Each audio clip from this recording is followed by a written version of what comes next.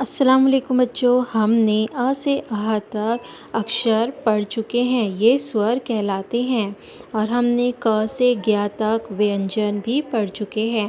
आज हम स्वर यानी आवाज़ों को व्यंजन में मिलाकर पढ़ना सीखेंगे या इसे मात्रा मिलाना कहते हैं।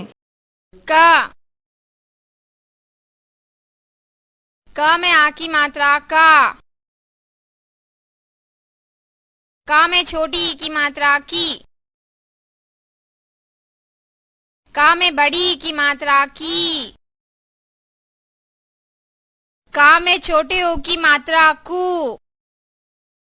का में बड़े ऊ की मात्रा कु।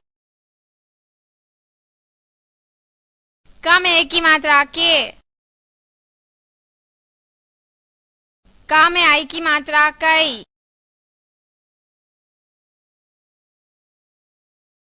का में ओ की मात्रा को। का में औ की मात्रा कौ।